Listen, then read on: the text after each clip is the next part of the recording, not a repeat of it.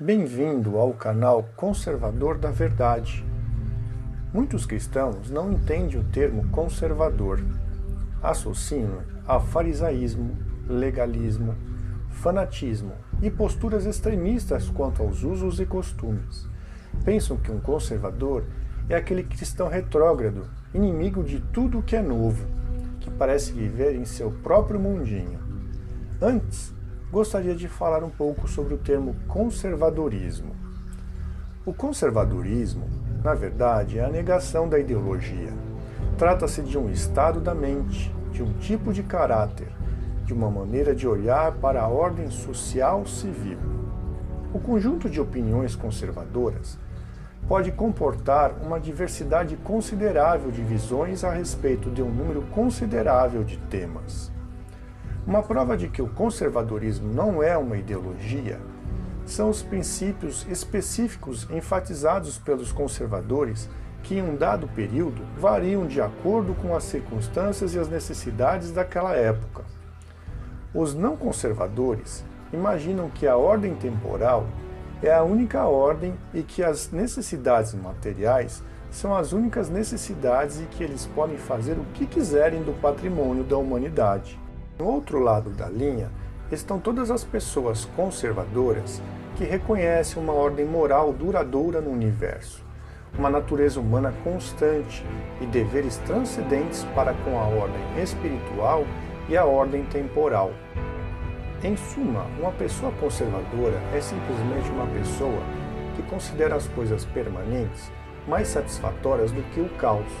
Mesmo assim, os conservadores sabem, como Burke, que a saudável mudança é o meio de nossa preservação.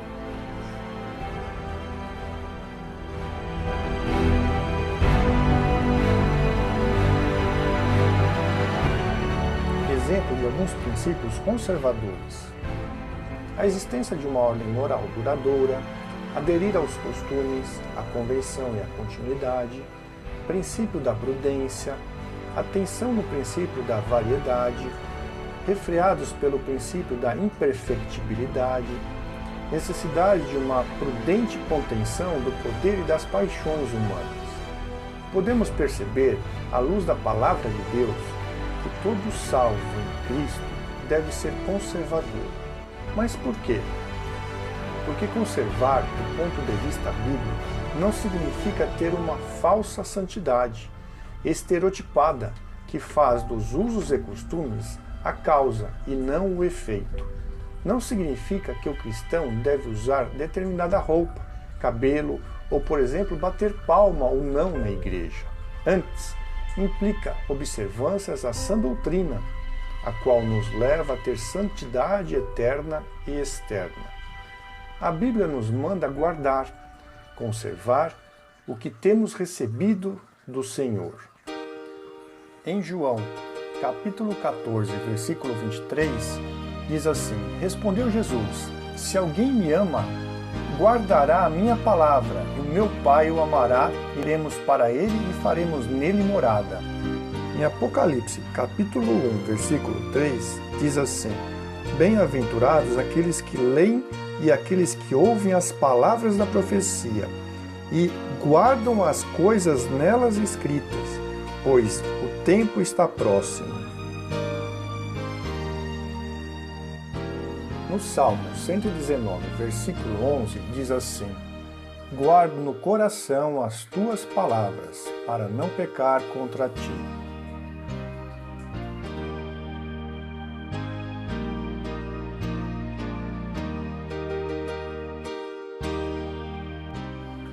Em 1 Timóteo, capítulo 1, versículo 19, diz assim: Mantendo fé e boa consciência, porquanto alguns, tendo rejeitado a boa consciência, vieram a naufragar na fé.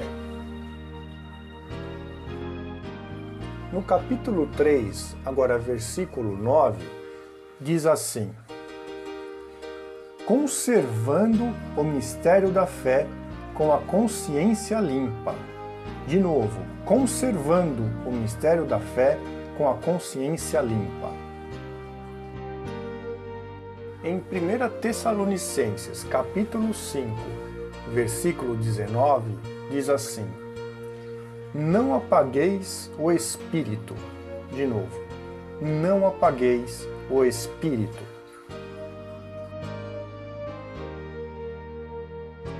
Chegamos à conclusão que o conservadorismo é de natureza moral, espiritual e política para conservar ou preservar valores que possam minimamente manter uma sociedade em condições de liberdade e de adoração a Deus, a vida, a família, trabalho, segurança e propriedade.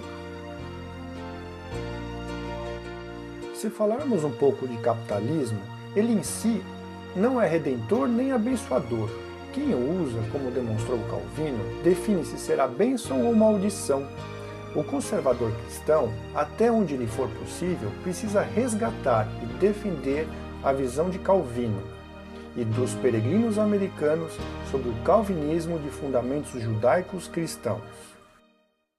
Cave mais fundo e encontrará tesouros inigualáveis. Se você gostou desse vídeo, compartilhe, clique em inscreva-se, clique no sininho para as novas notificações. Até o próximo vídeo, um abraço!